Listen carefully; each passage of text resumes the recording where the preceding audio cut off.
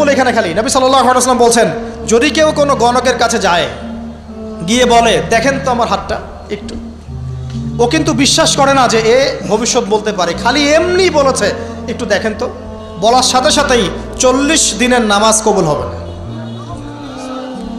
আর যদি তার বলা কথায় বিশ্বাস করে যে হ্যাঁ তোমার ভবিষ্যৎ খুব ভালো, তুমি চাকরি পাবা, এটা করবা সেটা করবা, এবং সে বিশ্বাস করলো হ্যাঁ এটাই হবে, তখন নবী সাল্লাল্লাহু আলাইহি ওয়াসাল্লাম বলছেন সে যেন আল্লাহর পক্ষ থেকে যা নাজিল হয়েছে, মানে এই যে কোরআনুল কারীম, এই কোরআনকে যেন সে অস্বীকার করলো, মানে কুফরি করলো।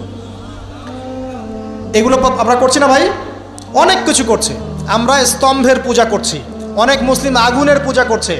আগুন জ্বালিয়েছেন, মাথা নত করছেন কেন? আগুনের সামনে আপনি মাথা নত করবেন কেন? আপনি একটা স্তম্ভের সামনে, গাছের সামনে দাঁড়িয়ে মাথা নত করে ধ্যান করবেন কেন?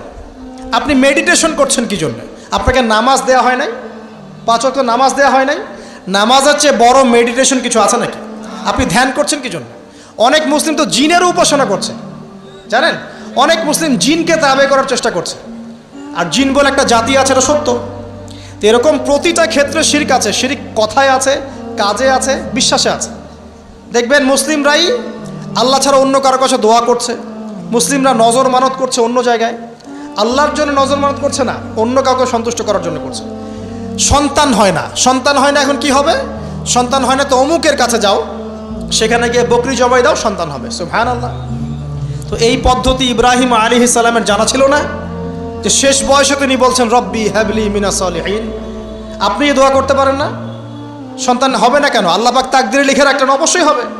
আর আল্লাহ পাক তাকদিরে না লিখলে কিভাবে হবে? তাকদিরে যে ব্যক্তি বিশ্বাস করে না সে ব্যক্তি হতাশ হয়। যা কিছু হচ্ছে আমাদের জীবনে সবই তাকদির, এর বাইরে একটা মানুষও যেতে পারবে না। তো প্রিয় ভাইরা, কথায়, কাজে এবং চিন্তায় আমরা অনেক শিরিক করছি। শিরিকের কারণে আমাদের অন্তর কঠিন হয়ে গেছে। আরও কেন কঠিন হচ্ছে? বেদাত। আমল করছেন নবীর সুন্নত মানার জায়গায় অন্য কিছু আপনি করছেন, এমন কিছু আমল করছেন যেগুলোর সাথে রাসূলের সুন্নতের কোনো সম্পর্ক নাই এবং সাহাবীদের সুন্নতেরও কোনো সম্পর্ক নেই। এই ক্ষেত্রে গিয়ে আপনি বেদাত করছেন, বেদাত করে অন্তর কঠিন হয়ে যাচ্ছে।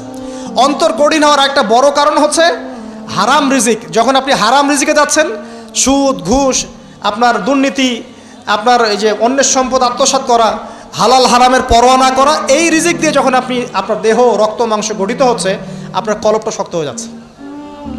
আমি কি বুঝাতে পারছি না? হারাম রিজিক যখন আপনার শরীরে ঢুকছে, অন্তরটা শক্ত হয়ে যাচ্ছে। একটা হাদিস যথেষ্ট। আল্লাহ রাসূল বলেছেন ইন্নাল্লাহা তাইয়্যিব লা ইকবালু ইল্লা তাইয়্যিব। আল্লাহ পাক পবিত্র সত্তা, তিনি পবিত্র ছাড়া কবুল করেন না।